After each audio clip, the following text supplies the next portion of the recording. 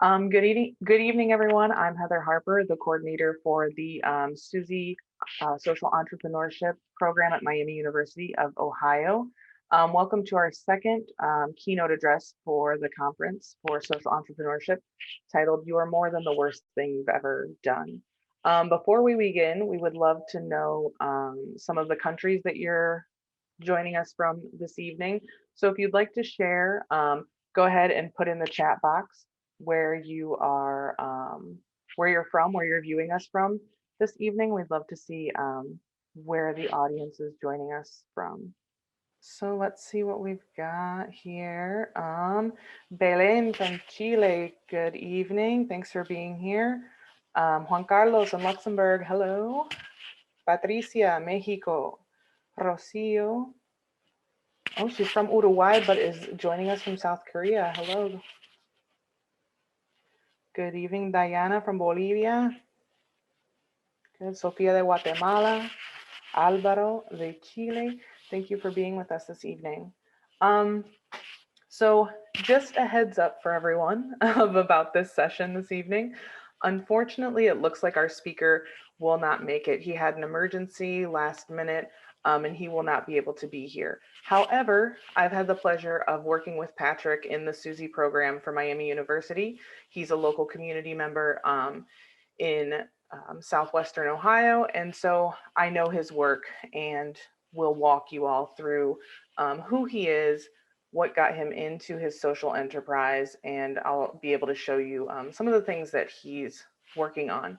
So you're more than welcome to stay here and view the presentation that I'll walk you through regarding Patrick, and then there will be some time for questions at the end.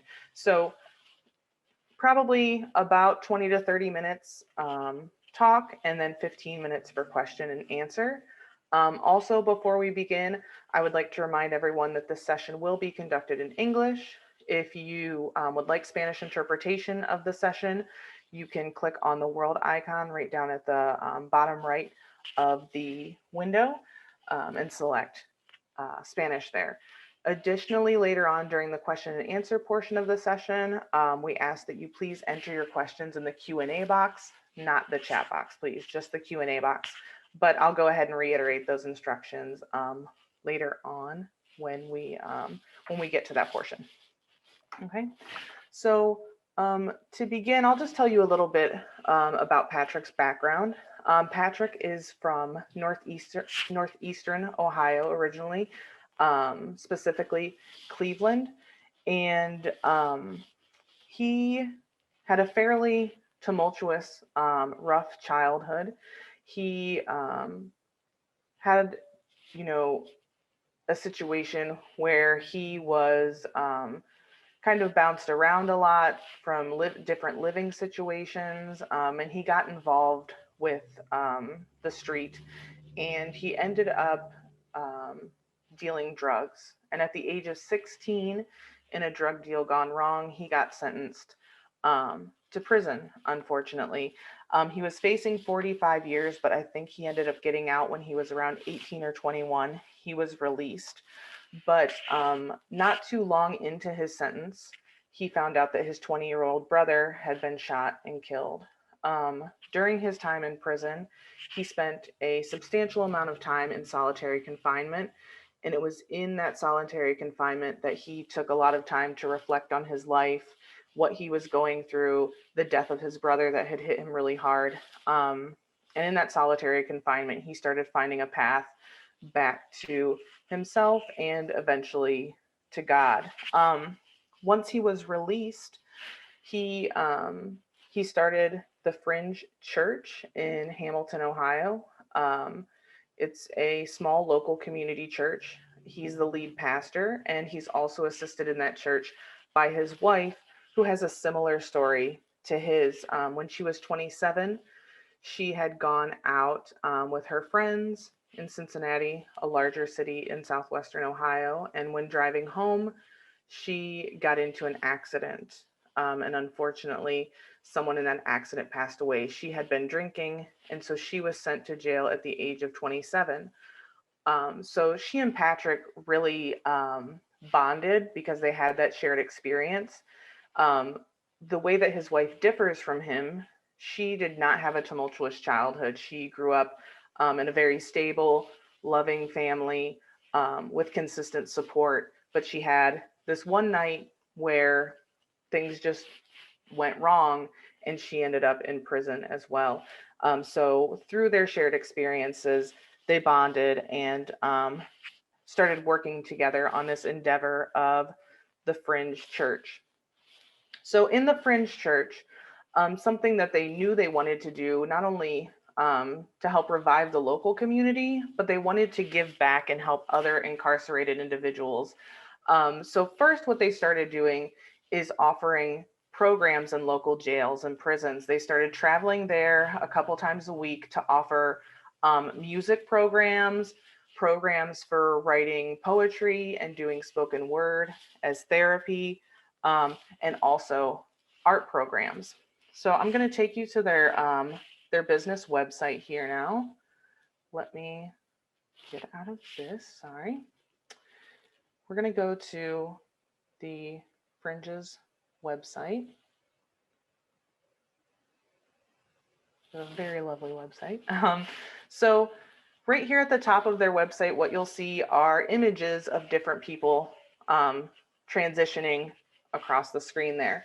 These individuals that you see are people that are incarcerated currently, that are enrolled in the programs that Patrick and his wife conduct at local prisons, right? And so they all have different stories of what got them there and what they see for the rest of their lives. Some people have possibility of getting out and starting over again. Some people do not have that possibility, but even for those that know they're going to get out, there isn't much of a safety net in society for them to transition back to having a job, owning a home, having a family. So something that Patrick and his wife really believe in is that when your prison sentence is done and you're released, it's done. That prison sentence shouldn't hold you back for the rest of your life. You shouldn't essentially be in prison for the rest of your life, even when you're physically out. So, what they would like to do is help people in that transition. So, we'll see how this work in particular that they started at the jails became something bigger. But first, what I would like to do is just scroll down here and read some of the testimonials from people in the programs to give you all an idea of what this means to them and how it might help them. Okay, so let's take a look here.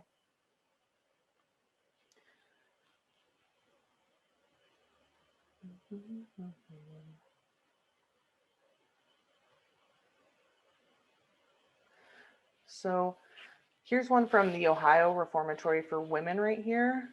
I was at another meeting the other night, so I didn't get the privilege of seeing you guys, but I could hear you next door. My cellmate came back and showed me your newsletter, and I just think it's so great the things that you guys are doing. I just want to thank you for all that you're doing for inmates and ex-felons.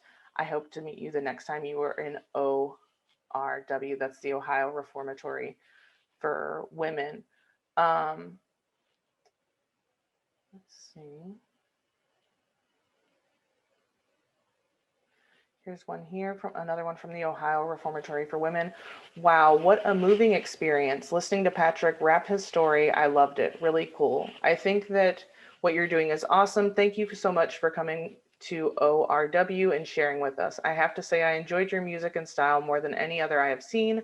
I would love to be a part of your organization any way I could help. I would love to get your newsletter anytime a new issue comes out. This is my first trip to prison, and I know it will be my last. Please stay in touch. So the name of their program is called Scars and Bars. Bars referring to the bars in music, and so that's what a lot of people are referring to here. Some of these longer ones are the ones that are really moving to read, but I'm not going to go through every single one here. But I do encourage you, you have the link in the program. I would encourage you to go to their website and look over some of the stories and testimonials from people in the program. But like I said, through this work in the jail is really where the origin for Patrick's social enterprise came from. He wanted to not only help people that are incarcerated, but help people once they get out and transition, because he and his wife, having gone through that experience, they know how hard it is to get back on your feet and get into society once you've been released from jail. So part of what they came up with is not just the Fringe Church. They transitioned to wanting to open a social enterprise called the Fringe Coffee House, which you'll see right down here with their logo and name. So, what the Fringe Coffee House does is only employs ex convicts, ex felons as their employees. And not only do they employ them, but they also offer them all kinds of on the job training. They offer GED classes, financial literacy courses to help them learn how to budget their money and save, how to use a checkbook and things like that. And it hasn't been easy. I can tell you from speaking with Patrick and spending time with him, it has not been an easy road. It took them about 2 years, 2 to 3 years to be able to just open up the business. They just opened up this past fall. And so if you went to Michael Conger's talk yesterday when he talked about uncertainty and risk, that is something that Patrick has certainly been through with his family. At one point, he sold his home and put that money, all of that money, directly into this social enterprise because he believes in it that much. Um, so it's something that's very near and dear to his heart, and that they both really believe in. So what I'm going to do is I'm going to show you a little bit of the coffee house. I'm going to show you some pictures of the space. This is a place that we took our Susie group in 2019 to. You can see a picture of them all here. And I can say it was by far the most moving experience that they had, the most impactful experience that they had during the entire program. Very moved by Patrick's story and the work that he's doing, and the stories of people that he's collaborating with and offering another a second chance to, another opportunity to. This is a picture here of Patrick and his wife in the coffee house. And so what you'll see also as we scroll through and look at some of these pictures of the interior of their space is that they've also incorporated a lot of artwork from local artists in the area. So also to bring in more community members that are interested in helping out. So this is something also that Michael had touched on yesterday in his keynote, is get as many people as possible excited about what you're doing and involved, because it's just a domino effect. And the more people that you bring in, that leads to more connections and networking with someone that may want to donate funds or donate their time or materials. And that's something that really has worked for this social enterprise. One of those ways being all the beautiful artwork that is displayed in their space, right? You'll see there are a lot of murals and things like that. There's hardly any bare wall space in this entire place. But something that's been really nice about them partnering with local local artists is that that has spilled into programming now for the community. So not only do they offer services and support for people transitioning from prison, but they also have started doing community outreach with young kids. And so through their partnerships with local artists, they've been able to set up a printing studio for screen printing t-shirts, and they're teaching students the trade of screen printing and allowing them to be creative. So it teaches them a trade, gives them a creative outlet, but also keeps them off the streets and keeps them busy doing something that's productive, versus running the streets like Patrick was doing, which is what got him into the situation that he's in. Additionally, with the help of local artists, let's see if I can find a picture of it here. In the coffee house is 2 levels. So on the top floor, here it is right here. On the top floor, they've opened up a recording studio that they're running a program through for local kids as well, giving them another creative outlet and another way to spend their time productively. So it's amazing to see all the ways that they've been able to integrate the community and reach out to them as well. Here's another one of the murals in their space. Like I said, it's a very impressive and impactful place just to be in, with all of the artwork, and a lot of it is geared towards social justice and change and things like that. And then something else I want to touch on about Patrick's Enterprise is not the fact that they themselves are offering opportunities to other people, but what they've done is partnered with a coffee roaster that is also a social enterprise. So this is something that's really unique about their initiative.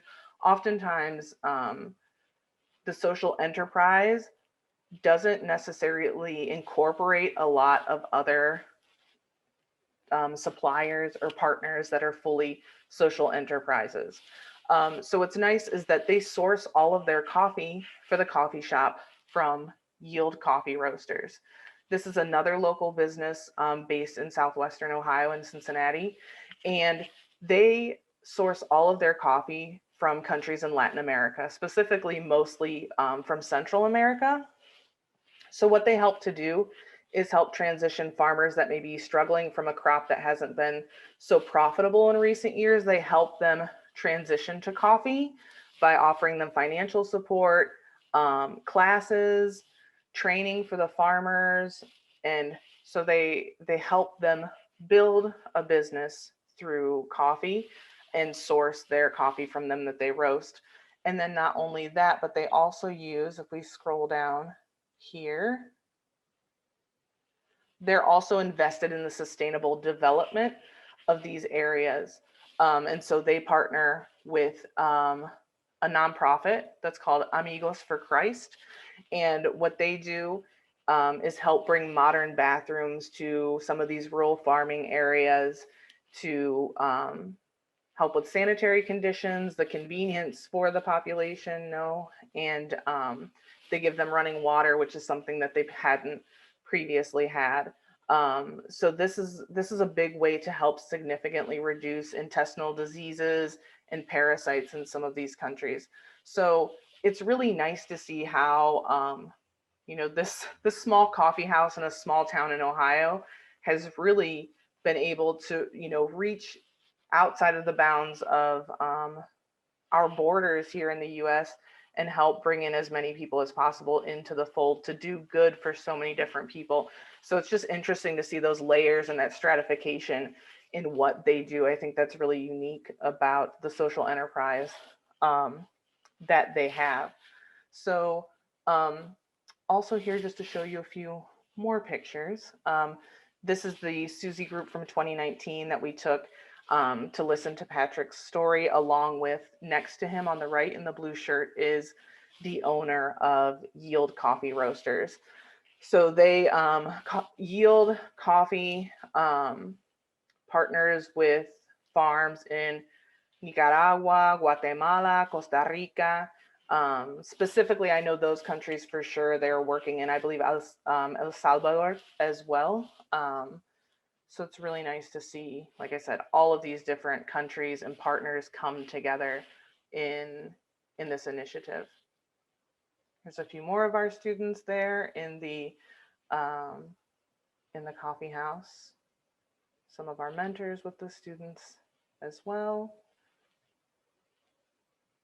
And so I think for the most part right there, kind of that wraps up my part in encapsulating kind of who Patrick is and what he's trying to do, why he's trying to do that, what's behind it in his story. So if you would like, I can go ahead and take some questions now. I'm going to go ahead and stop my screen share here. You can go ahead and put questions in this question and answer box. It's right to the left of the globe that you have there for interpretation. Go ahead and put your questions in there. You can enter them in English or Spanish. It doesn't matter. So don't be shy if you're doubting whether I might be able to understand them. If they're in Spanish, you can go ahead and pop those in Spanish, and that is no problem whatsoever. And I'll take as many of them as I can and answer them the best I can for you.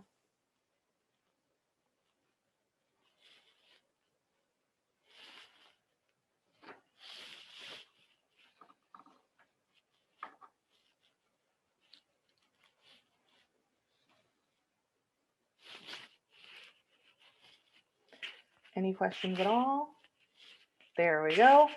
Carlos, thank you very much. So what is the biggest obstacle for social entrepreneurship ventures or initiatives like this one? Um, I would say for this particular type of initiative, and I think this is something that a lot of you can probably relate to in your situations, one of the biggest challenges is the fact that this is a very small partnership, right? This is a husband and a wife that kind of decided to take on the world on their own. And so they really started with nothing, right? They started with no partnerships. They started without any money or capital. It was highly risky for them. Like I said, they ended up selling their own home in order to keep this afloat and to make this happen. So I would say one of the biggest obstacles would be finance and stability. So being able to mitigate that uncertainty factor that Michael Conger had mentioned yesterday has been Patrick's biggest obstacle so far. One of the ways that I've seen him overcome that and really get a foothold and make this as successful as it's being so far is the fact that he really took the time to cultivate a lot of relationships in the local community. Some of those through his church, and some of those just through having events. So there were a lot of events that happened in this space before it ever became the coffee house. They renovated this space and painted it right away. However, they didn't have a kitchen yet. This used to be a house. So it didn't have a kitchen for, a commercial kitchen for the use that they needed. It needed a new heating system. It needed all new plumbing. So really, they were really starting, like I said, from nothing. But what they did was say, hey, why don't we tell the community about this great thing that we want to do? Invite them into the space, let them see what we're doing in here. And when we invite them into the space, let's tell them about our plans. And so they had events that were open mic nights for poetry and singing and spoken word. They had raffles for different prizes and things like that, where they could, for those first 2 years, this building just basically served as a meeting point where they could fundraise for this project. So one way that he's really been able to meet the challenge of the uncertainty and the funding is by taking the time to really get involved in his community. And so there are so many partnerships that have come out of those events that he had in his own space. And those led to other events in other places as well. Art galleries in town wanted him to come in and talk about what he was planning to do for the community and have art shows. There were local artists that donated their work in order to have those things auctioned off, and then the money went directly to this enterprise. So from my experience with Patrick and in his type of enterprise, the biggest thing has been financing and uncertainty. But like I said, really taking the time to cultivate and leverage local partnerships and relationships has helped him mitigate those two factors.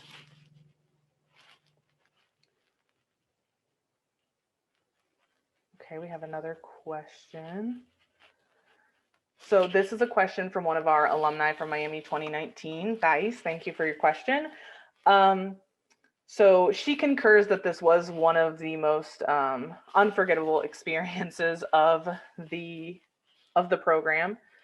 And she's asking, what processes have they done in order to, what processes or activities have they done to really solidify the alliances that they have with their partners? One of the main things that they've done, like I said, is just spent time. Anyone that meets Patrick will wonder when he ever is at his house. So one of the things that, he is constantly on the street in his community talking to people and just spending time with them first before he's not necessarily right away, knocking on doors and saying, I'm doing this great thing. Would you like to give me some money? first he took the time to become truly become a member of that local community, and set up relationships with people that were just based on talking to them, sharing experiences with them, helping them with things that they might need help with, and then in return, he was able to get things from him that would also help in his venture. But like I said, one of the main things that they've done in these processes, I think, to really solidify these partnerships is also showing the payoff in this. So if you think of each one of your community members, I think what's important about social entrepreneurship is really looking at each one of your local community members as potential investors and stakeholders. And even if that means just in terms of them being able to donate time and knowledge to your enterprise, I think that's one of the most important things in terms of having the right perspective to make something successful. And so in that perspective of seeing everyone in the community as being able to contribute, is something that has really paid off for them as well. So even if, like I said, even if it's just a matter of donating time or knowledge or expertise, taking the time to do that really does pay off in the end. I hope that answers the question. I feel like I might just be rambling, but if you'd like me to be more specific about that, please write me another question, and I will try to do so. But leveraging relationships is really everything that's at the base of social entrepreneurship, in my experience. Besides just the know-how of doing business, your local community is really what's going to get you through at the end of the day. And if you're able to solidify a base with them, together you all will make it happen. Any other questions that you have about Patrick, his enterprise, his experience? Like I said, don't be shy. You can write these in English or Spanish. Either one is just fine.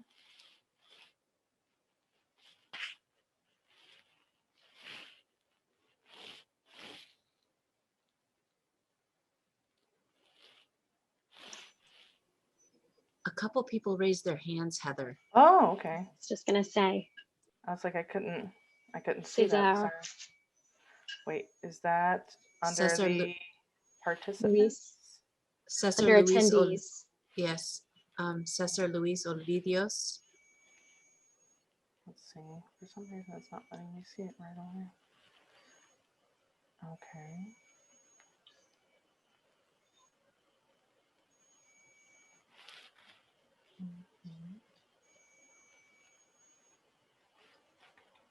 I think the do you have hand a question? Yeah, the question. The hand went hand down, went I away. think. Yeah.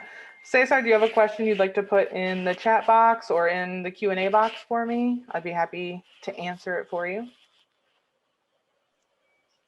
Heather, while we're waiting for other questions, if I can ask one, I'm curious Yes. myself, because I know in the context of the US, it is very, very challenging for people who have been in prison to get jobs.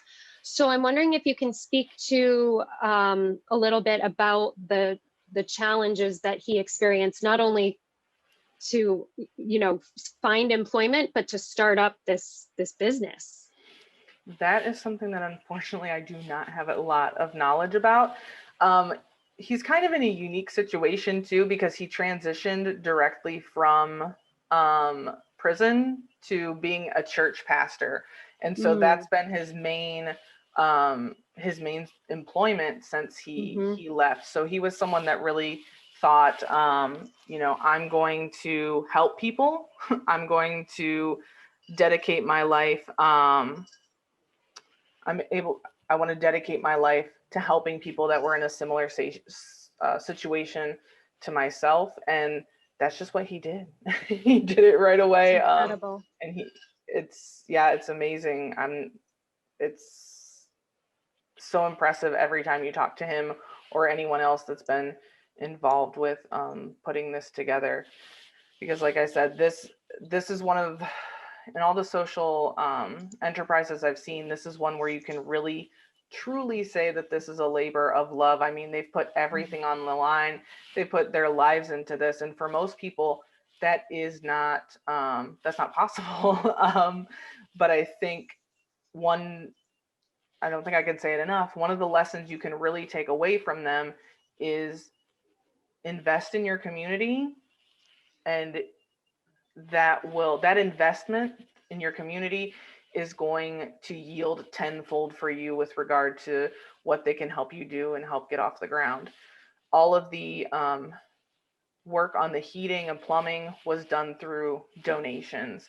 Those weren't things that they had ended up paying for. They did a lot of crowdfunding online as well to get things started.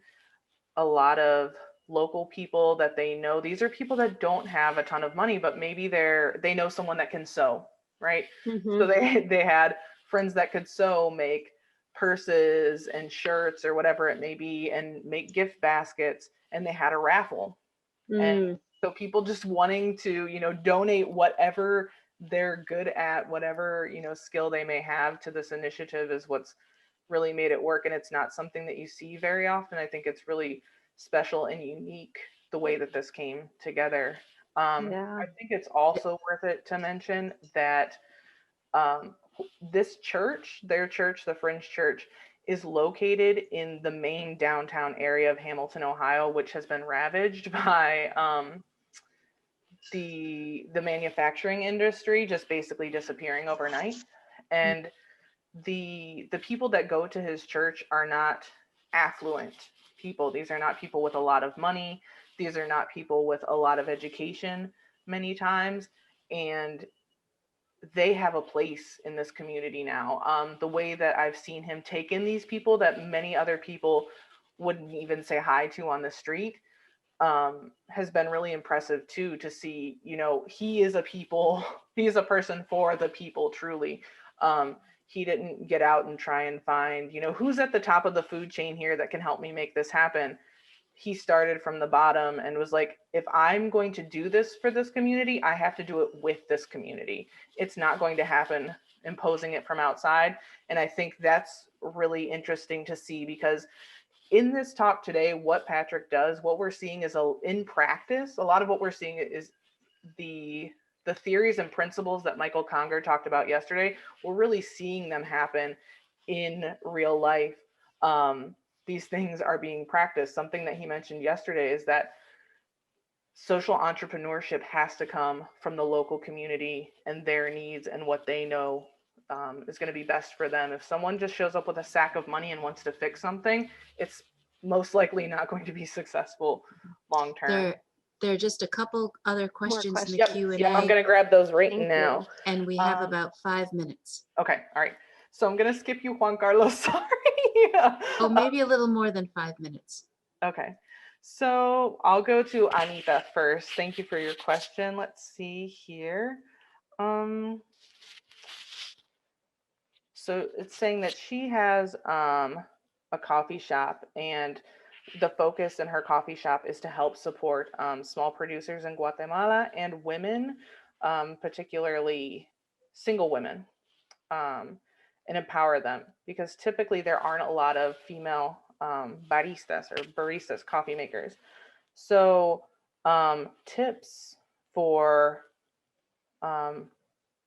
being motivated and getting into your initiative, involving the community. Okay. Sorry, I'm just reading this. It has a few parts.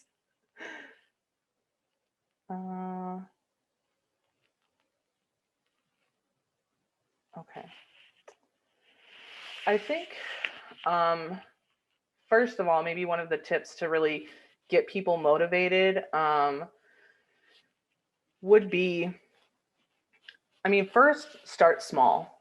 Start small and do what you can with what you have, and try and do it to the best of your ability, and use those people. So maybe you start out with just training 3 women, for example.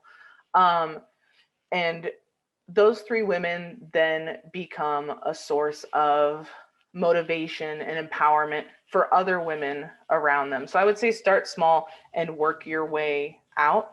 And if you show exactly what can be accomplished, that will typically spark something, right? If you show people this is possible, look what we've done so far. With more people, we can go even farther.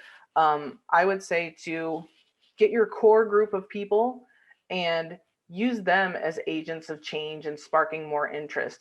Find the people that want to work with you, that are closest to you, and already share that motivation and that enthusiasm, and use them as your best promoters to start with, and examples of what can be accomplished.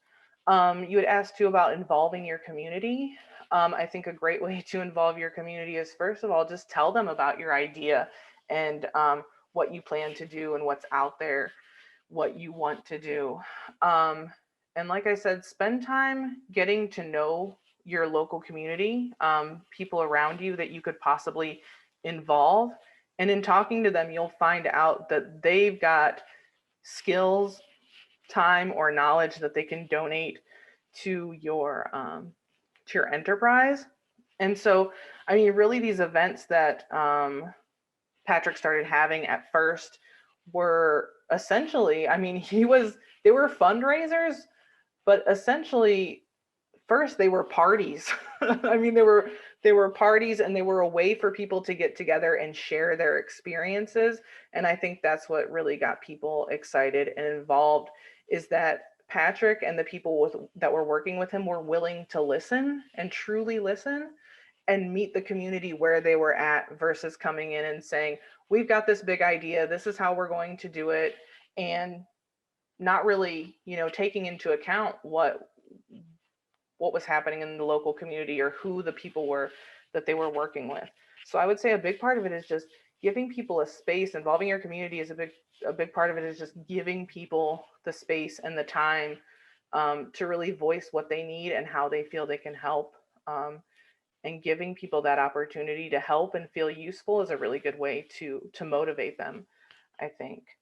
I think I saw one other question that might have popped up here. I see one from Rebe, I believe. And I'm not sure if it's a question. I haven't read the whole thing yet. It may just be a comment.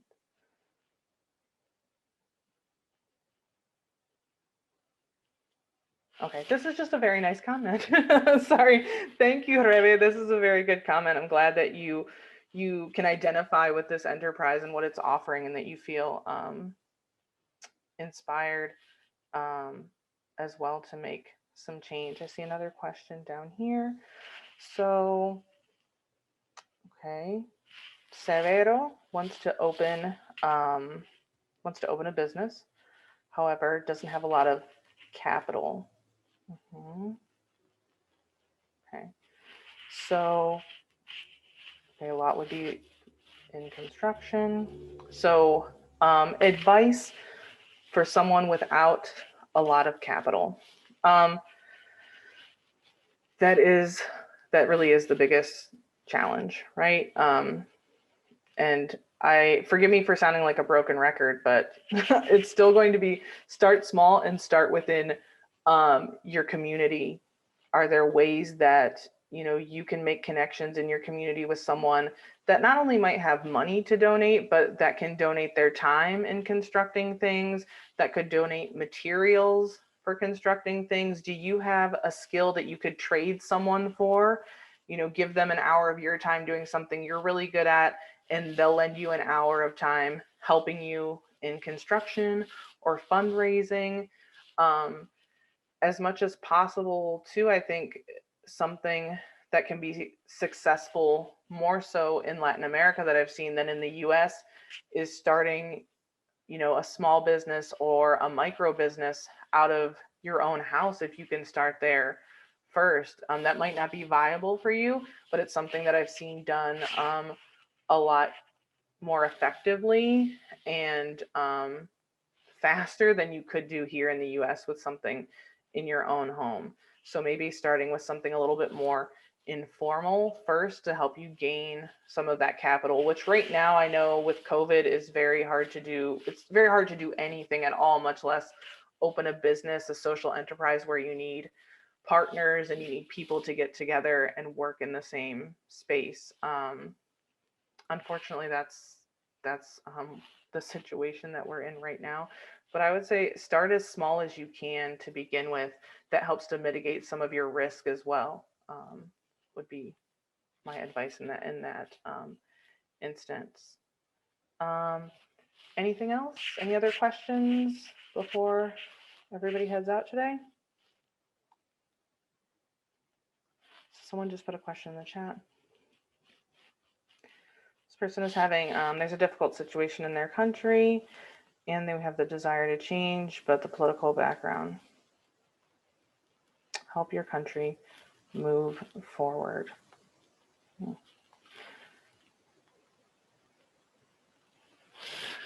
Once again, I'm going to say that, okay, thank you, Rose, for your question.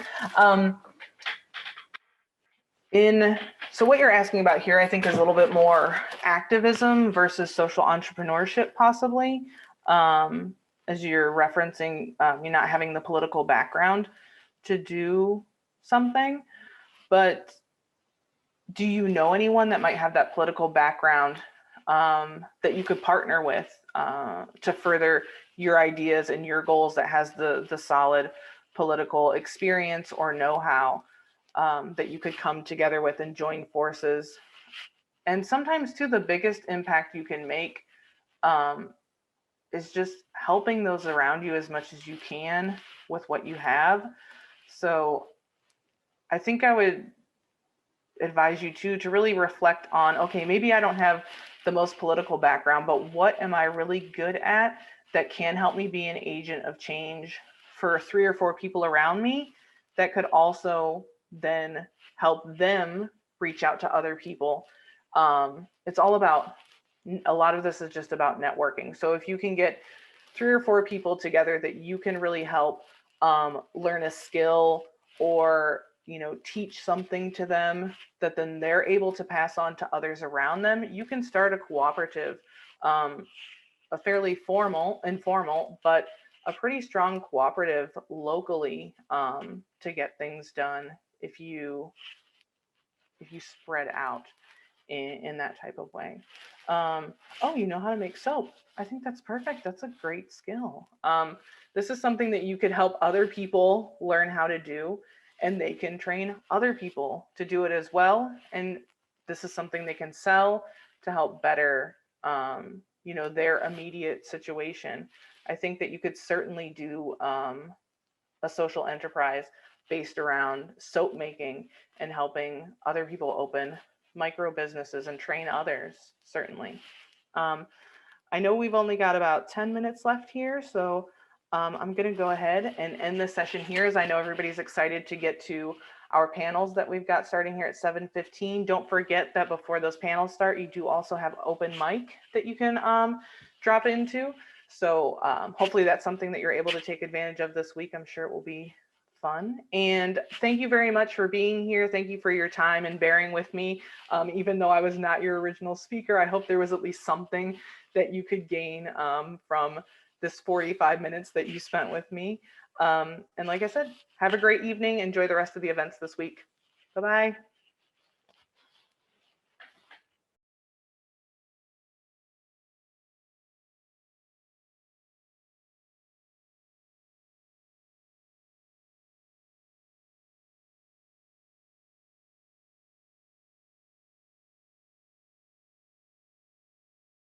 Buenas noches y bienvenidos al panel de Justicia Social y Afrolatinidad.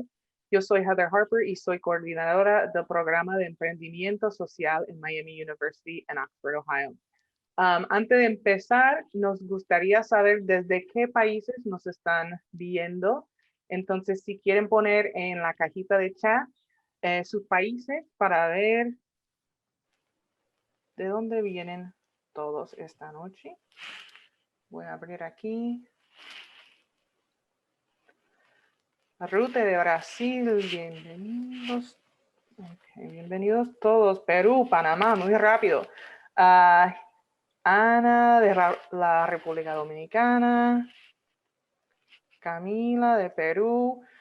Rose de Haití. Miguel, México. Perfecto. Pedro de la República Dominicana. Melissa de Argentina. Y Nadine de Haití, ¿no? Muy buenas noches a todos. Gracias por estar aquí con nosotros esta noche. Para que sepan, esta sesión consistirá en una conversación guiada de entre 30 y 40 minutos y después tendremos 15 minutos para preguntas del público. Antes de empezar, se les recuerda que esta sesión será en español con la opción de escucharla en inglés.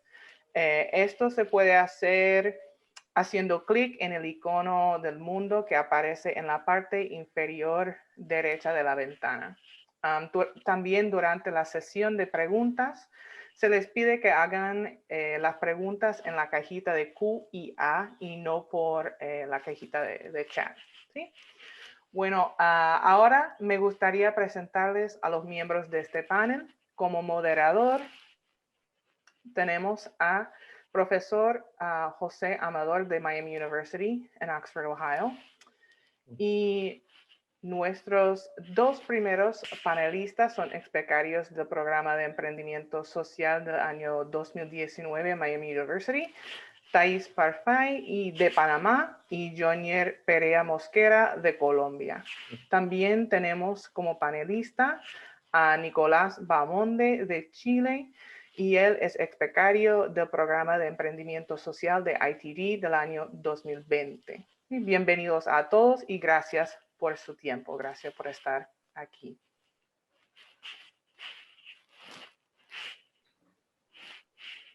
Solo una nota, Heather, en la cajita de Cubana, Nicolás envía un mensaje para... Ok, voy a comunicarme con él a ver qué pasa, ¿sí? Y después sigue Jonier, ¿sí? Jonier puede presentar, ¿no? No. Bueno, perdón, José. Okay. Sí, buenas noches a todos. Le habla José Amador, yo soy profesor de la Universidad de Miami, como les comentó Heather, y es un placer para mí estar moderar esta conversación de afrolatinidad y justicia social o cambio social en Latinoamérica. Tenemos a 3 panelistas que son extraordinarios, así que esperemos tener una conversación bien dinámica y abierta, ¿no? Nosotros nos reunimos anteriormente para elaborar un poco, para ver cuál sería el formato que permitiera establecer una conversación abierta y honesta sobre temas que nos interesa a todos. Así que para empezar, y qué bueno que Nicolás está aquí ahora con nosotros, para empezar, tenemos un panel, ¿verdad?, que habla sobre temas como la ciudadanía, liderazgo social, comunicación, cambio social, comunidades étnicas y afro. Entonces, quisiera que comenzar de una manera breve. Cada uno tiene aproximadamente 5 minutos para hablar de cómo iniciaron su trabajo, cómo se iniciaron en el campo del cambio social y la justicia racial, cómo ustedes describirían su trayectoria, ¿no? ¿Quiénes fueron sus mentores en este proceso de liderazgo y quiénes los inspiraron, ¿no?, a lo largo de este camino? Bueno, primero que todo saludarlos a todos. Qué alegría que estén conectados, que estén ahí dispuestos a escucharnos. A Thais, a Nicolás, a todos, un fraternal abrazo y le envío pues un fuerte saludo. A todos los que nos escuchan desde cualquier esquina de Latinoamérica o del hemisferio occidente, pues presentarme primero. Mi nombre es Jonier Perea, yo soy de la ciudad de Medellín exactamente, Colombia, ¿cierto? Me considero orgullosamente afrocolombiano, un joven empoderado que ha participado en diversos procesos de movilización y participación política.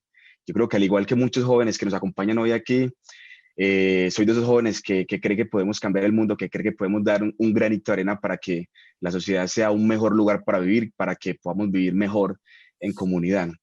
En ese orden de ideas quisiera comentar, mis procesos iniciaron aproximadamente desde el 2012, 2011, 2012. Como joven me vi interesado en vincularme a procesos de voluntariado y desde ahí nació esa chispita, esa chispa que motivó en mí, digamos, que esa llama y que me llevó a vincularme a muchos otros escenarios de ciudad y muchos escenarios del territorio en el cual convivo y a través de los cuales pude incidir. Gracias a eso, inclusive diría que soy profesional hoy por hoy gracias precisamente a esa vinculación que tuve a los procesos sociales. Fue ahí que partió esa iniciativa de formarme como comunicador social, de formarme como economista y de aportar desde mi esencia a lo que es mi territorio y precisamente buscar también soluciones a diversas problemáticas. Una de las problemáticas que me ha llevado a vincularme a este escenario es precisamente la comunicación y el tejido social de lo que son los territorios.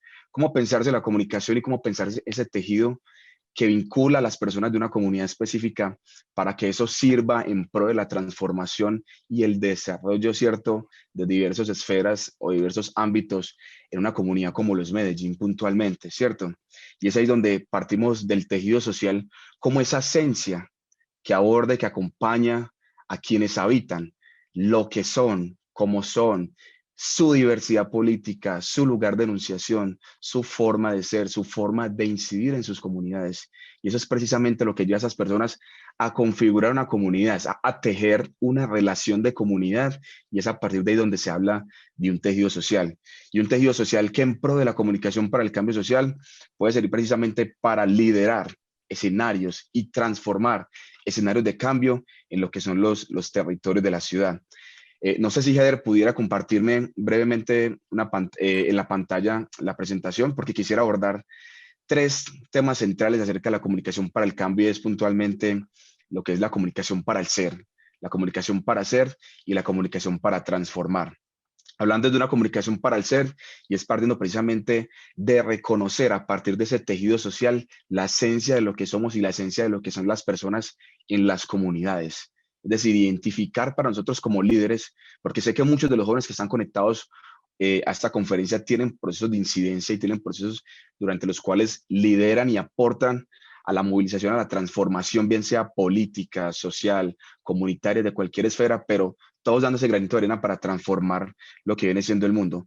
Y por eso es que se concibe y concibo la comunicación, ese tejido social, como un fenómeno primordial y crucial en la transformación de nuestras ciudades, de nuestras comunidades, zonas, distritos, comunas, suburbios, favelas, como lo quieran llamar en cualquier rincón de Latinoamérica. Por eso es que la comunicación y ese tejido social deberían ser considerados como un escenario ideal, ¿cierto?, para aportar lo que es esa transformación y a ese desarrollo. En ese orden de ideas hablamos de una comunicación para el ser, ¿cierto?, y una comunicación para el hacer. En mi experiencia en los procesos comunitarios en los que he estado vinculado, he aportado desde mi formación como comunicador social a partir de la creación audiovisual, de la creación de contenido escrito y del reconocimiento de los habitantes del territorio. Es así como contar historias en mi comunidad se ha vuelto un hecho trascendental para visibilizar a quienes habitan, bien sea desde lo audiovisual, desde lo escrito, desde la prensa, desde muchos escenarios que posibilita la comunicación para contar esa otra realidad de los territorios. Existen muchos medios y procesos de comunicación que hoy por hoy abordan las realidades amplias que tienen un contexto como lo es Latinoamérica, pero pocas personas se dan esa tarea de adentrarse y de acercarse a lo que son esos procesos que se dan en las comunidades, esos gestos y esas acciones pequeñas, desde el señor, desde el vecino que vive enfrente de tu casa, que tiene sus dinámicas sociales, culturales y comunitarias en un entorno específico, hasta la persona, no sé si en sus países tengan venteros ambulantes, el tendero, cualquier persona que tiene una dinámica social en su entorno, que hace parte y que cobija esa comunidad o ese tejido social. Y es a partir de esta como hablamos de una comunicación que haciendo puede visibilizar a esas personas. ¿Visibilizarlas para qué? Para contar un hecho diferente al que nos cuentan medios tradicionales y otros escenarios donde quizás ya se aborda el concepto de comunicación. Es pensar en comunicación visibilizando ese tejido social, visibilizando a las personas de la comunidad, ¿cierto? Hablamos también de una comunicación de ser, de hacer, pero especialmente para transformar a partir de esto, y es cuando reconocemos en el otro y en ese habitante que nos rodea y que acompaña nuestras dinámicas sociales, comunitarias y culturales como un ente, ¿cierto?, transformador, disuasor y promotor de cambio de su identidad y de su esencia a partir de lo que esa persona es. Y es con base en eso como se cuentan hechos y como los territorios se narran y se cuentan solos en un escenario puntual como este. Quiero también compartir unos elementos visuales, ojalá el tiempo nos permita, porque es un tiempo muy corto en el que quisiera también que ustedes conocieran a partir de ese proceso de creación audiovisual, cómo es contar la realidad de los habitantes de un territorio, cómo es contar la realidad de los habitantes de una comuna, de una ciudad, a partir del audiovisual, cómo reconocer en el audiovisual, en la creación audiovisual, procesos comunitarios que impactan y que en la cotidianidad llevan a pensarnos la forma como podemos traducir y reflejar en otros escenarios a nivel de ciudad, a nivel departamental, a nivel de país o a nivel de Latinoamérica, lo que somos como latinoamericanos, como afrolatinos, como personas indígenas propias de este continente, como personas que nos identificamos mestizos desde cualquier escenario, pero desde lo que somos, cómo transformamos, cómo somos, cómo queremos ser y cómo impactamos las realidades de Latinoamérica.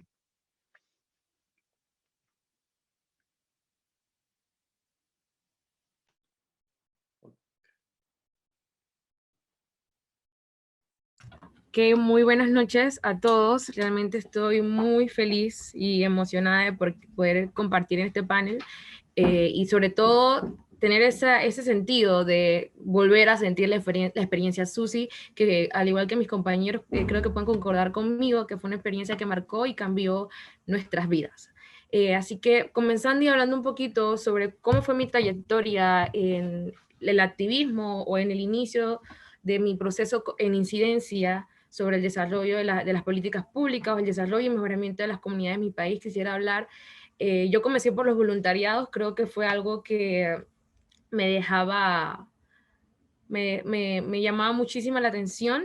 Mi papá desde pequeña me lo había inculcado hasta que yo un día decidí comencé con una fundación que se llamaba Cosidón, en la cual se encargaba de realizar comidas y de llevarse a las personas en situación de calle, que fue como la primera vez que yo pude evidenciar realmente y escuchar las historias de estas personas, porque en el día a día se vuelve un poco normal ver personas en situación de calle que nosotros pasamos y muchas veces hasta culpamos a las personas por sus situaciones, pero nunca tomamos el tiempo de saber por qué esas personas están allí. Entonces eso fue despertando una chispa en mí, al igual que el momento que yo iba a realizar los voluntariados, comenzábamos desde las 6 de la mañana y ver cómo esas personas se levantaban tan temprano por llevarle un plato de comida a alguien que ni siquiera conocían. Y yo decía, esto me llena, esto me hace feliz, quiero que todas las personas experimenten este tipo de cosas. Luego pasé a lo que fue una desconstrucción, hablando ya un poco más sobre mi afrodescendencia, que como sabemos es un tema que hay una desinformación muy grande en nuestros países, en toda Latinoamérica, no solamente en el contexto de Panamá, por la falta de educación que se da principalmente en las escuelas sobre la historia real de la afrodescendencia en nuestros países. Yo inicié con mi cabello, yo antes llevaba mi cabello alisado, pero un día decidí no alisármelo más y solamente era algo estético, pero en el camino, acercándome más a los movimientos que luchan por los derechos afrodescendientes en mi país, me comencé a dar cuenta de que eso representaba mucho más, de que yo regresara a tener mi cabello natural era un tipo de liberación, no solamente un tipo de liberación por los estigmas estéticos que hay sobre el cabello afro en nuestros países, sino también también como darle las gracias a mis ancestros, porque yo me ponía a pensar, yo llevo todos estos años alisando mi cabello cuando ellos en el pasado tuvieron que pasar tantas cosas, tuvieron que luchar por mil y unas razones para poder llevárselo. Entonces, ¿por qué yo ahora voy a sentirme mal o sentirme menos por mi cabello cuando ellos ya han realizado un trabajo para que hoy yo tenga la libertad de hacerlo? Que obviamente dentro de los contextos de nuestros países todavía hay muchos estereotipos, se ve como un cabello que no es profesional, pero es algo que comienza desde adentro. Cuando ya tú sabes cuáles son tus derechos y lo que representa quién eres, no hay nada que te pare. Entonces, este camino, a mí me encanta una frase que no sé quién la creó, pero es desconstruirse y desaprender para reaprender y volver a aprender.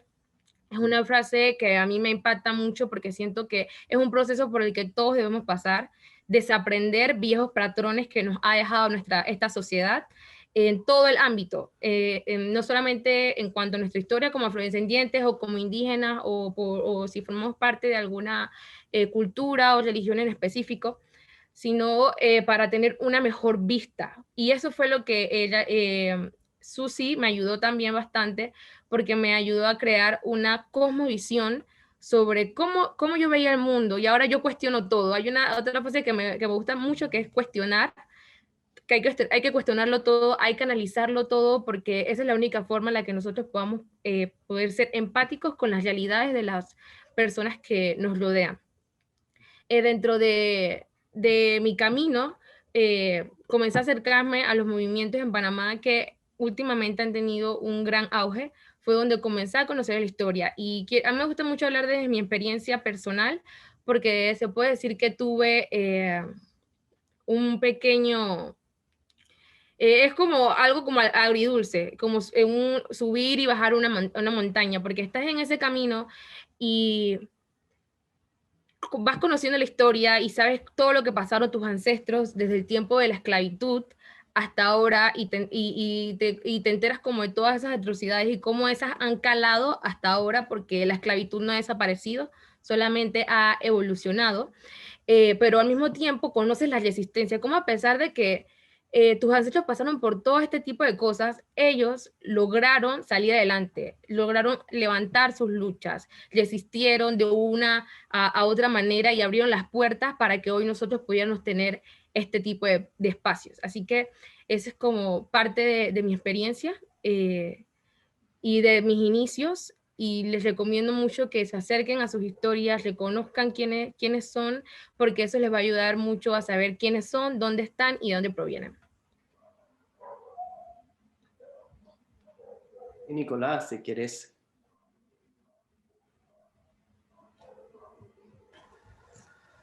Sí, quería comenzar agradeciendo, tal como lo hicieron Thais y Jonier, agradecer por la oportunidad de poder estar hoy día aquí compartiendo con ustedes, porque de alguna forma este panel de discusión es una forma de agradecerle a quienes fueron parte de nuestro proceso en SUSI y también de poder compartir algunas de las problemáticas en las cuales nosotros hemos estado trabajando los últimos años.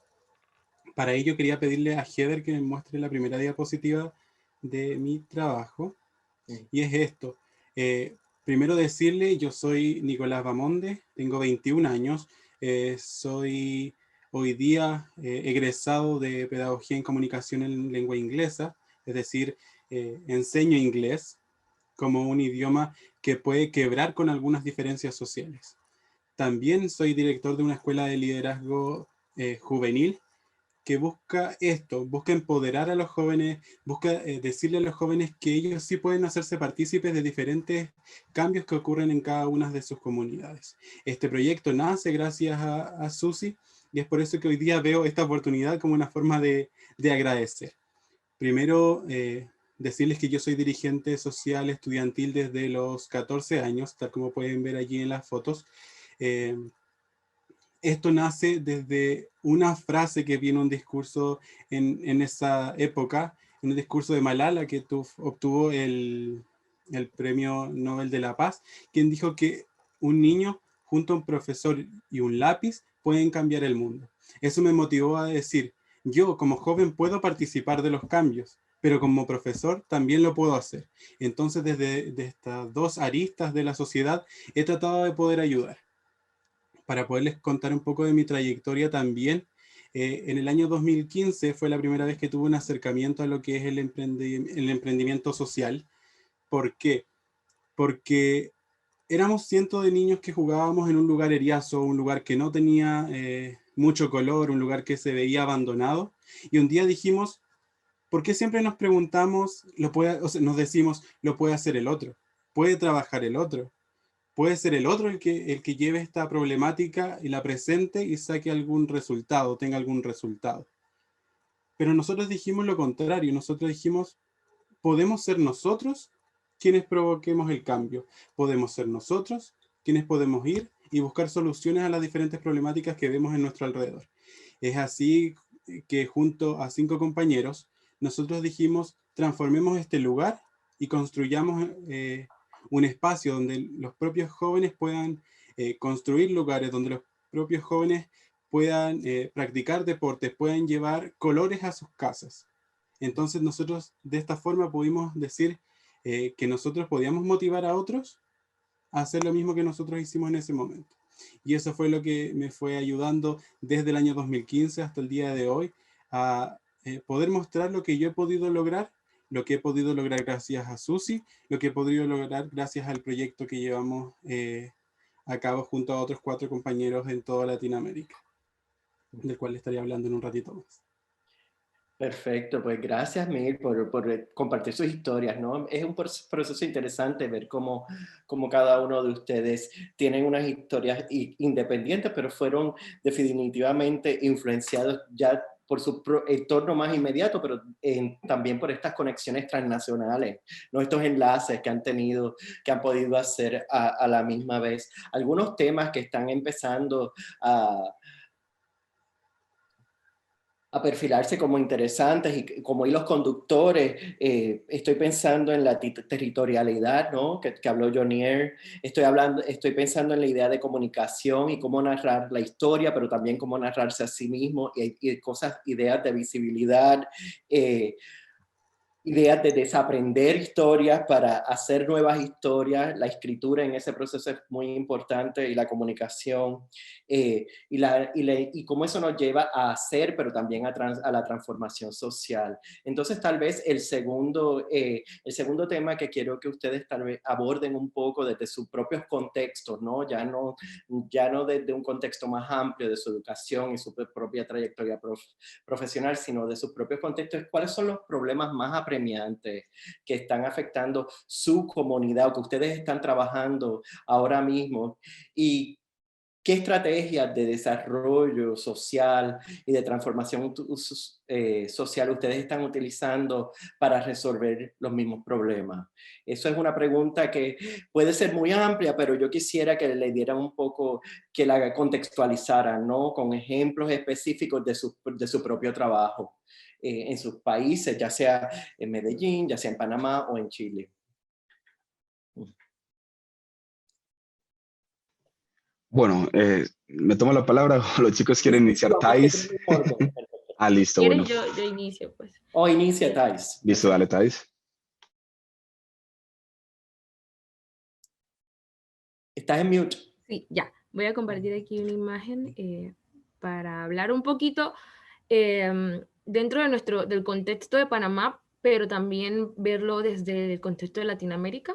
Y primero voy a comenzar hablando un poco sobre cómo vive la población en Panamá. Realmente yo en el camino, como les comenté, fue como ese camino de cuando entras y ya no hay final y tú sigues porque te vas dando cuenta que es tu pasión y tu deber. Siento que como afrodescendiente es mi deber poder y porque tengo el privilegio, porque eso es muy importante.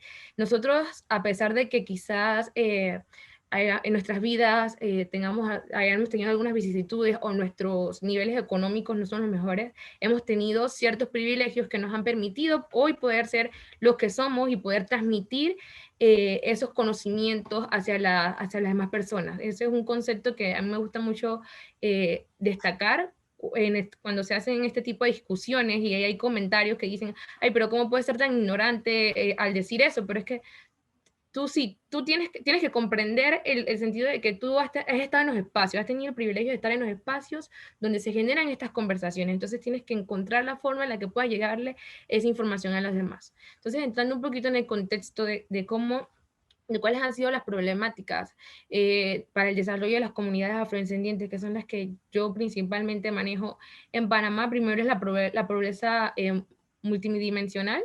Esta misma se ve evidenciada en la falta de acceso a la educación y la salud.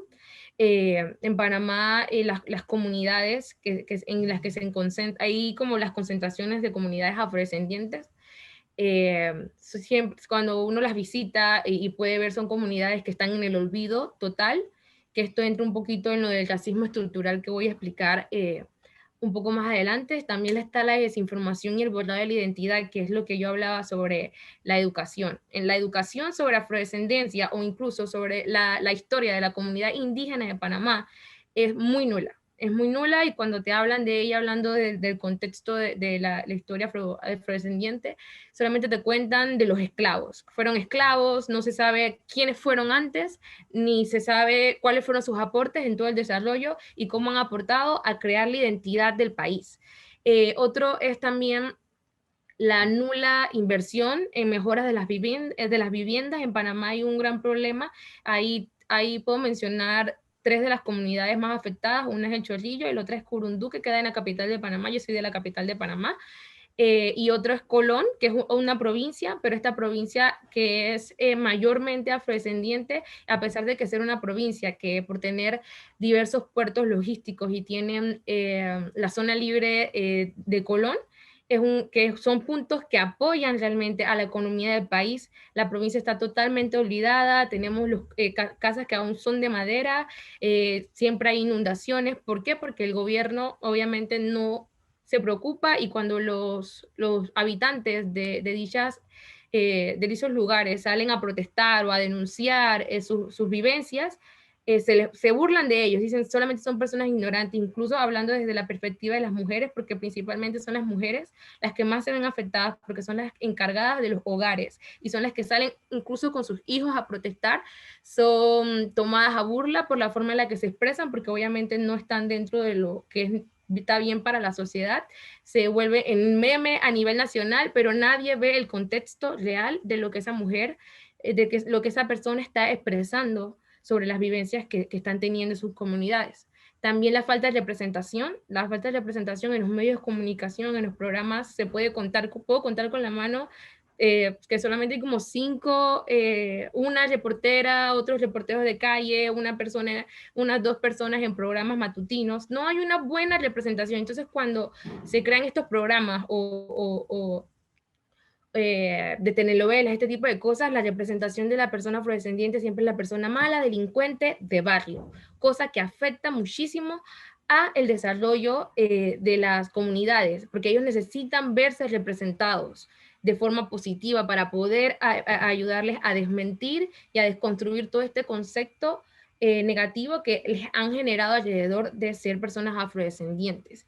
Y sobre todo hablando de los medios de comunicación, cómo ellos cuando pasa, por ejemplo, poniendo para ya como cortar, poniendo un ejemplo, en tiempos de pandemia, con las restricciones en Panamá, en estas comunidades las personas no cumplían con las normas, es cierto, dentro de lo posible, realizaban fiestas, y cuando estas personas realizaban fiestas, llegaba toda la policía, llegaban todos los medios, los sacaban por todos lados, les echaban la culpa de la situación del país, el gobierno utilizándolo como una táctica para que no les presten atención a la falta de conciencia que ellos han tomado en referencia a cómo han llevado todo alrededor del COVID en el país.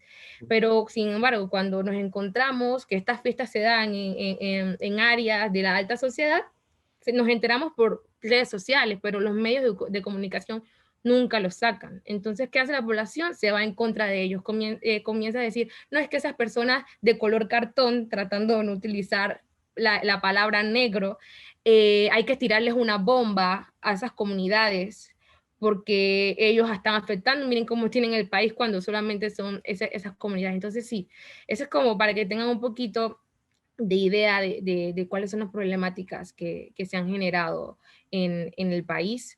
Y hablando un poquito más desde las estrategias que nosotros hemos desarrollado en Panamá, tenemos muchísimos historiadores, tenemos muchos programas y muchas instituciones. Yo soy parte de la red de jóvenes afropanameños y nosotros nos encargamos de desarrollar programas. Por ejemplo, ahora uno muy grande es tratar de incluir los estudios afrodescendientes, afropanameños en la currícula de las escuelas y universidades, que eso puede hacer. Ayer estaba escuchando la conferencia de Daniela que hablaba de la etnoeducación. Eso es justo lo que queremos comenzar a incluir en el país, porque es como dice una frase, el racismo solamente se combate con la historia. Cuando tú conoces la historia verdaderamente, es que tú puedes comenzar a hacerle fuerza. Y ya para terminar, quería explicarle cuáles son los tipos de racismo a los que vive la comunidad afropanameña y la comunidad afrolatina en un principio. El racismo simbólico, este es el racismo que aboga por el derecho a ser iguales, que lo pudimos ver en todo esto de George Floyd, que salió el All Life Matters en contra del Black Lives Matters, diciendo que no, que por qué nos vamos a concentrar en las vidas negras cuando todas las vidas importan, pero esto lo que hace es que invisibiliza las luchas de las personas que se están viendo afectadas en el momento. El racismo biológico, este es el tipo de racismo menos tolerante, es el que entiende que una raza biológica tiene prioridad o es superior a las demás. Y por último, el racismo estructural, que es básicamente lo que les estuve explicando, es el que se define como el conjunto de factores, valores, prácticas, patrones, signos o mensajes que colaboran con la reproducción de estereotipos sobre las personas afrodescendientes principalmente. Así que eso es básicamente las problemáticas y algunas de las estrategias que hemos desarrollado aquí en Panamá. Gracias, Thais. Nicolás, ¿quieres ser... Por supuesto. Para ello le iba a pedir a Heather si puede compartir mi segunda diapositiva, por favor.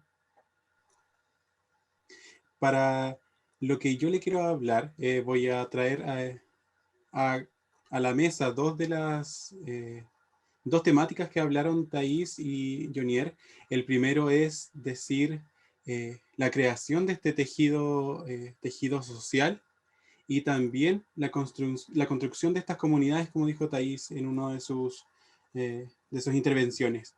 Nosotros cuando hablamos del tejido social y la construcción de un nuevo Chile, es innegable poder discutir acerca de lo que ha sido el liderazgo juvenil, cómo los jóvenes han sido parte de los cambios que Chile ha vivido. Para ello los quiero invitar a un viaje en la historia de Chile. Comenzamos en el año 1973 con la dictadura de Augusto Pinochet. Allí los jóvenes son quienes durante 17 años se convierten en algo así como una oposición al régimen, quienes buscan a través de diferentes manifestaciones tratar de traer a la vida de nuevo la democracia y ser fieles a lo que era el Chile antiguo, el Chile anterior a lo que es la dictadura. Luego, cuando se pudo volver a la democracia en el año 1989, fueron los jóvenes quienes durante la vuelta de la democracia, los gobiernos de la vuelta de la democracia, se transformaron en fiscalizadores de las políticas públicas en el área de la educación. Así también en la primera década del siglo XXI, los jóvenes también convocaron, tal como ustedes pueden ver en las imágenes, a las primeras y las más grandes manifestaciones acerca de la educación, de cómo garantizamos una educación que sea igualitaria, una educación que pueda llegar a los rincones más recónditos de Chile y que pueda mostrar que todos tenemos las mismas oportunidades. Es así como durante los años 2015 y 2016 los jóvenes hacen ocupaciones de todos sus territorios, es decir, los colegios, las universidades, los colegios de profesores también comienzan a movilizarse en búsqueda de una educación de calidad, gratuita, laica y no sexista. Finalmente, como todos ustedes pudieron apreciar durante el año 2019, son los jóvenes quienes saltando torniquetes, creando este ícono que viajó por todo el mundo, que se pudo ver replicado en lugares como New York, en muchos lugares de Latinoamérica. Ellos trajeron a colación, trajeron a la mesa una nueva necesidad, que era el poder cambiar de una vez por todas una constitución que fue escrita en dictadura.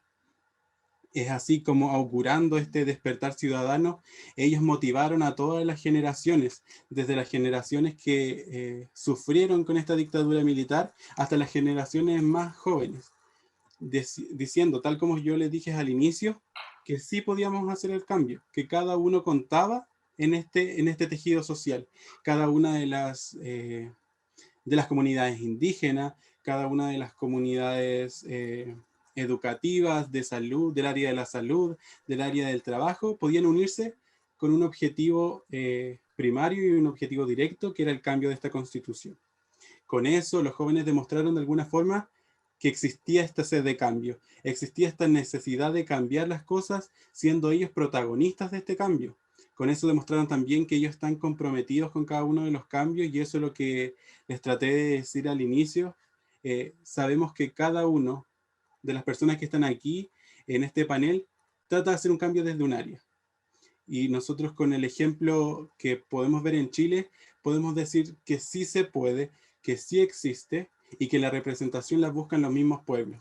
Los pueblos como las comunidades educativas o los pueblos afrolatinos desde las perspectivas de Thais, Jonier y sus comunidades.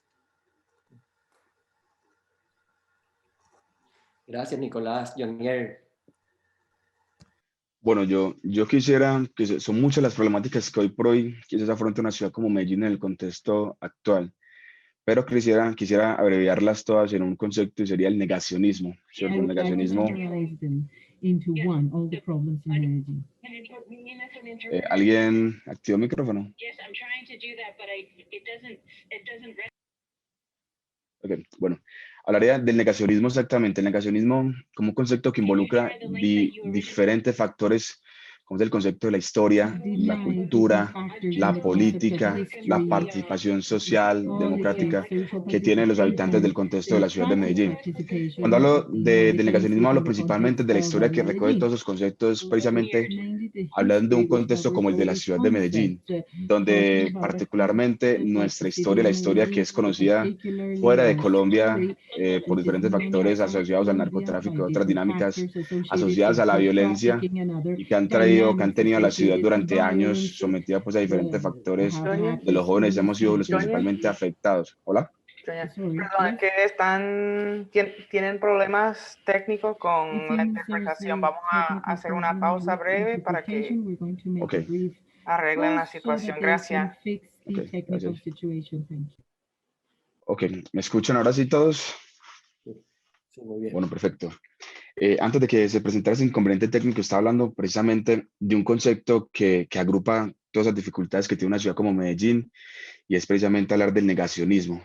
Negacionismo a reconocernos desde lo que somos, desde la historia, desde la cultura, desde nuestra diversidad política, ¿cierto? Y nuestra participación social en un entorno como la ciudad de Medellín. Habla de que la ciudad de Medellín es una ciudad que es abiertamente conocida fuera de Colombia por su historia, ¿cierto? Por su historia asociada al narcotráfico, a la violencia, que por supuesto ha tenido a los jóvenes como principal o como epicentro de esas diferentes problemáticas, y donde hemos sido los principalmente afectados, ¿cierto? Hablo del negacionismo a reconocernos como lo que somos, es porque parte de un hecho, y es quien no conoce su historia está plenamente condenado a repetirla, ¿cierto? La historia hay que conocerla no solamente para difundirla y para contarla al antojo de los demás, sino para también narrarla a quienes habitan esos territorios y contarles que hay cosas que no deben repetirse y que hay hechos que quizás deben cambiarse, y aprender de la experiencia que ha vivido. Medellín es una ciudad que ha venido cambiando, es una ciudad que hoy se vende ante los ojos internacionales de otra forma, pero es una ciudad que aún conserva diferentes problemáticas sociales, donde los jóvenes y precisamente los territorios marginales son los principalmente afectados. Y es ahí donde entra precisamente el concepto de comunicación, de cambio y de desarrollo social, ¿cierto? Cómo a partir de estos conceptos se dice también a gestar cambios sociales y a gestar cambios desde la individualidad de quienes habitan los territorios y de quienes configuran ese tejido social. Hablando particularmente de lo que es un lugar pues como la Comuna 6, que es el lugar específicamente, que es como una localidad donde yo vivo en la ciudad de Medellín. Es un territorio donde mencionaba antiguamente, donde los jóvenes al día de hoy todavía se ven expuestos a diferentes problemáticas de orden público, ¿cierto? O sea, en términos de violencia, donde los jóvenes todavía siguen estando en medio del conflicto entre bandas, entre grupos delincuenciales que todavía instrumentalizan y usan a los jóvenes como objeto precisamente para financiar el narcotráfico y otras malas prácticas que se han dado históricamente en Latinoamérica. Pero bien o mal está la problemática, pero también están las soluciones, y son las soluciones que nosotros como jóvenes estamos gestando en nuestro territorio. Es a partir de nuestros liderazgos y de nuestra incidencia como estamos transformando y como pretendemos generar nuevos escenarios y nuevas alternativas para que los jóvenes se vean distintos e idealicen nuevas apuestas y nuevos prototipos de vida a futuro, ¿cierto? Es a partir de la comunicación, de la economía, del reconocimiento étnico, como mencionaba Thais, desde la educación y desde el empoderamiento político, como mencionaba Nicolás, cómo nos podemos ir empoderando de las dinámicas y transformar poco a poco la realidad. Por eso el mensaje hoy por hoy, con este foro, con esta conversación, es a pensarnos los territorios de nuestro liderazgo, ¿cierto? Pero no solamente a pensarnos los territorios de nuestro liderazgo, sino la incidencia que estamos haciendo para ellos, el cambio que estamos generando y cómo a partir de ese cambio comunicamos, ¿cierto? Positiva y afirmativamente, para que sean cada vez más las personas quienes se contagien y quienes se sumen a esta ola que quiere una Latinoamérica de mejor forma, que quiere un Colombia de mejor forma, que quiere ver un Panamá pensando distinto, que quiere ver un Chile mejorando políticamente, que quiere ver cualquier país de Latinoamérica progresando y en la senda de lo que vendría siendo el desarrollo. Sí, la parte final un poco para tratar de hermanar algunos de los hilos conductores, y también para comenzar a pensar en futuros alternos, reimaginarnos ese futuro, otra manera tal vez de narrar ese futuro y las posibilidades de futuro también. ¿Qué podemos hacer en estos momentos, ¿no? Para alcanzar no solo los ideales de justicia social e igualdad racial, pero para forjar, digamos, solidaridad interseccional? Estoy pensando en cómo se puede manejar dentro de los propios contextos en los que ustedes están trabajando, cómo uno puede establecer líneas de comunicación de sujetos que históricamente tal vez han sido marginados, pero no necesariamente están en comunicación los unos con los otros. Entonces, la pregunta es, ¿qué podemos hacer en el ámbito de la transformación social? ¿Qué ideas, qué ustedes creen nos puede llevar a ese mejor futuro del cual ustedes están hablando? Y también, ¿cuáles son las estrategias específicas para establecer solidaridad interseccional? Ya es una pregunta que podemos comenzar con Nicolás Ok, preguntarnos qué nos depara el futuro, cuáles son las estrategias que vienen o cuáles son las estrategias que tenemos que tomar, son preguntas bastante difíciles. Yo creo que en un Latinoamérica que está en busca de cambios, en un Chile que está en busca de cambios, buscar estas respuestas es importante. Para ello yo creo que podemos plantearnos 3 desafíos. El primero es seguir entregándole a los jóvenes y a las comunidades en las que nosotros trabajamos las herramientas necesarias para ejercer su liderazgo. Esto significa poder llevar estas diferentes herramientas a las comunidades, no que las comunidades tengan que buscarlas. ¿Por qué? Porque ahí sabemos que existen diferentes oportunidades, que existen, que a veces el camino no es igual para todos. Entonces, llevemos estas herramientas a las comunidades con las que estamos trabajando, con tal de poder ayudarles a surgir desde sus raíces, desde sus propios liderazgos. Lo segundo, para referirme más a lo que está ocurriendo en Chile, es poder llevar todas estas demandas, todos estos este trabajo que se ha realizado durante los últimos años a la realidad. ¿Cómo? A través del trabajo en conjunto. Creo que la construcción de redes de trabajo, de redes de apoyo, no tan solo nacionales, sino latinoamericanos, se hacen fundamentales. Yo creo que la escritura de una nueva constitución es uno de los procesos históricos más importantes para Chile y que también lo va a hacer para lo que será la relación con cada uno de los países, entre ellos los países donde viven Jonier y Thais. Entonces necesitamos que estas demandas se pueden hacer realidad. ¿Y de qué forma? Escribiendo una constitución que pueda amparar a todos, todas y todes. Y el último, yo creo que es necesario hablar de la educación durante la pandemia. Creo que la pandemia ha traído a relucir los desafíos más importantes, las dificultades más importantes de lo que es la educación. Necesitamos llevar la educación a todas las comunidades. Necesitamos poder ayudar a las comunidades más pobres a poder acceder a la comunicación y a la educación remota.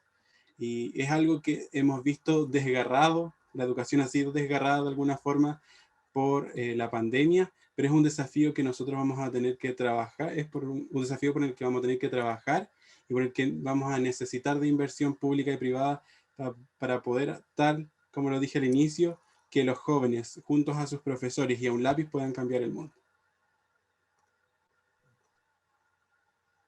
Totalmente, yo concuerdo mucho con todo lo que acaba de decir Nicolás. Realmente dentro de los procesos, allá hablando en un contexto general sobre el país, también en Panamá desde el año pasado, desde antes de la pandemia, desde finales del 2019, se estuvieron levantando varios movimientos en contra las reformas constitucionales que se están haciendo y se pudo frenar, pero todo el contexto del COVID ha afectado muchísimo más.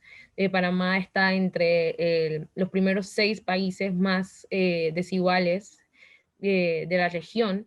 Entonces, sí se ha tomado la posición, creo que la juventud se está levantando demasiado y creo que toda la fuerza que tomó Chile impulsó una ola alrededor de Latinoamérica para que los jóvenes pudieran comenzar a tomar posesión de la misma. Hablando un poquito más dentro del contexto de afrolatinidad y qué podemos hacer, yo quería representar un poquito, hablar un poco del contexto de afrodescendiente, de dónde nació y cómo se acuñó. Se entiende como afrodescendiente es la persona que tiene un ancestro que provino del África, pero no necesariamente un afrodescendiente es alguien visiblemente afrodescendiente como lo soy yo. Yo tengo las características que tú, donde sea que me veas, me puedes reconocer como un afrodescendiente.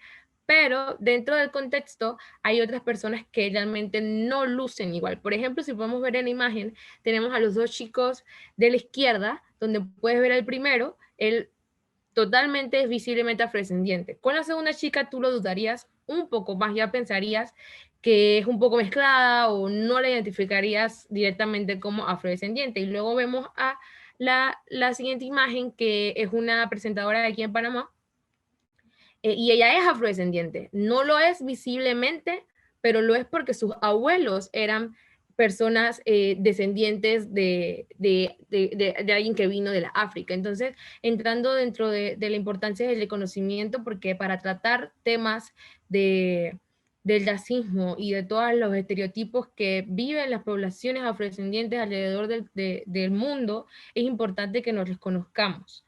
Y que podamos ver esas cosas en otras personas, que sepamos que no hay superioridades, pero también que identifiquemos que justo por esa visibilidad de descendencia hay personas que viven diversas vicisitudes, que tienen diversas barreras que le pone la sociedad, porque las personas piensan que el racismo es un pensamiento, pero no. El racismo es un sistema que está instituido y que ha sido muy difícil luchar contra él, pero se están realizando los trabajos y el primero, por ejemplo, en Panamá se está realizando un trabajo muy importante con el censo, porque es de suma importancia poder identificar la cantidad de afrodescendientes en el país, quiénes son, dónde están, cómo se identifican, para poder iniciar este proceso de generar las políticas públicas necesarias y el ingreso necesario para mejorar las vidas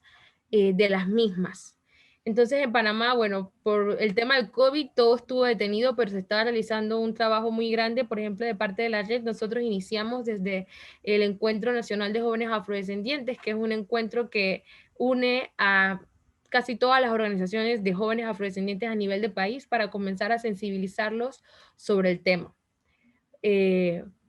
También desde las instituciones gubernamentales se iba a comenzar a realizar este trabajo que ahora se va a retomar para poder cumplir con estas pautas, para poder realmente hacer el trabajo profundo que las comunidades necesitan para visibilizar, para concientizar y poder integrar todos estos factores que son necesarios para el desarrollo.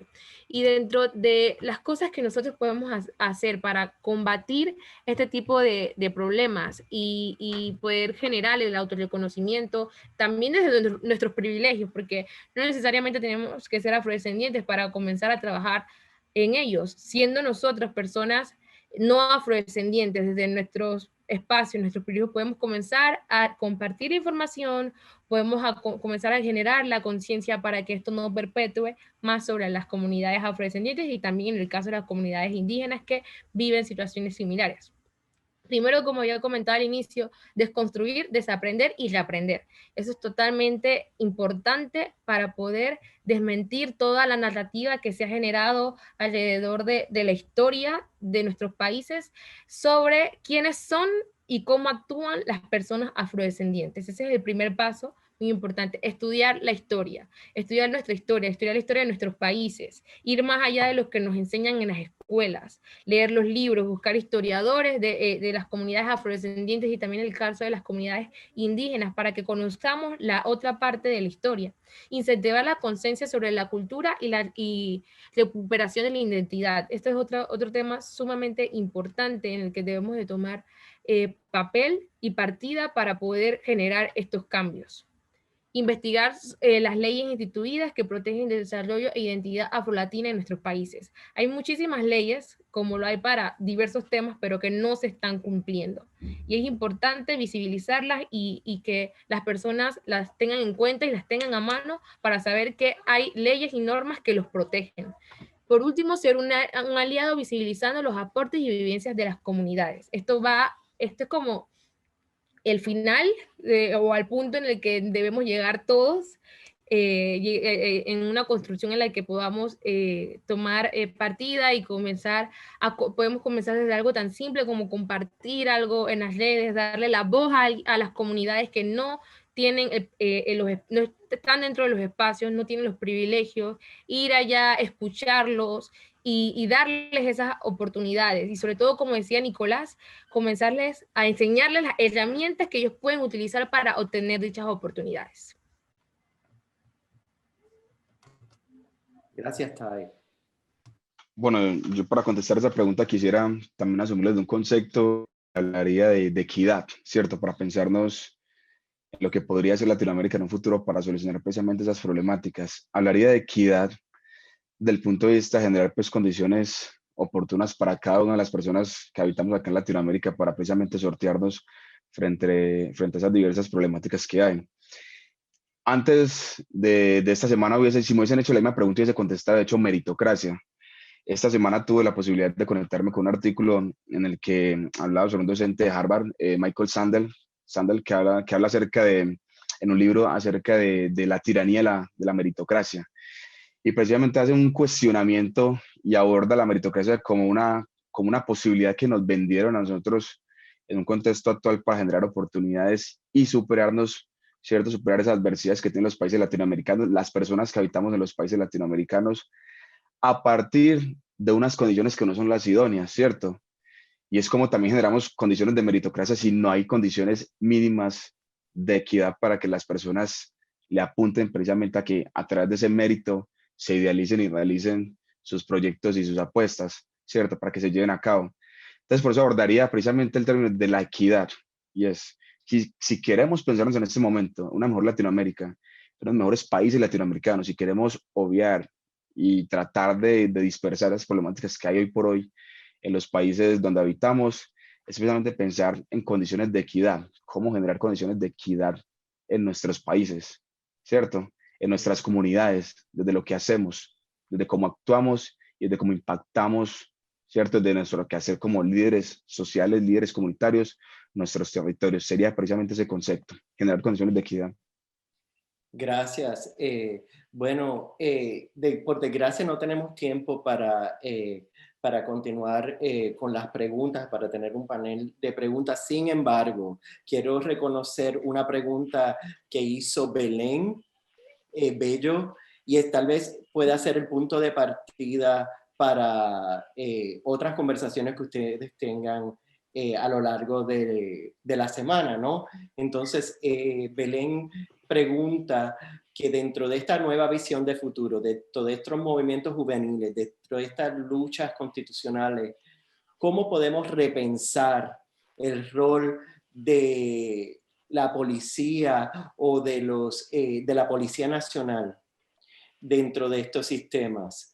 ¿Cómo podemos reimaginar cómo se concibe la seguridad pública, ¿no? De nuevo, eso es una pregunta sumamente importante y puntual en Chile, pero también en todos los países, incluyendo los Estados Unidos. Así que no creo que tengamos tiempo para elaborarla, pero tal vez pueda ser un punto de partida para conversaciones que tengan en el futuro. Heather, ¿quieres decir algo? Sí. Sí, por favor, gracias. Gracias a nuestro moderador, profesor José Amador, y todos nuestros panelistas. Como ya mencionó, no tenemos tiempo para las preguntas. Sin embargo, aquí no tenemos lecturas recomendadas y también más recursos adicionales en redes sociales o videos que pueden ver, y también tenemos la información de contacto de todos los panelistas. Entonces, he dejado en el chat el link para esta presentación, donde ustedes pueden acceder a cualquier recurso o pueden ponerse en contacto con los panelistas, ¿sí? Entonces, bueno, muchas gracias por su atención y por estar aquí con nosotros esta noche, y espero que se conecten a la hora social que sigue. Y bueno, eso nada más. Gracias, buenas noches. Gracias. A todos. Gracias. Buenas Sí, noches a todos. Gracias a todos. Se cuidan. Buenas Éxitos. noches. gracias.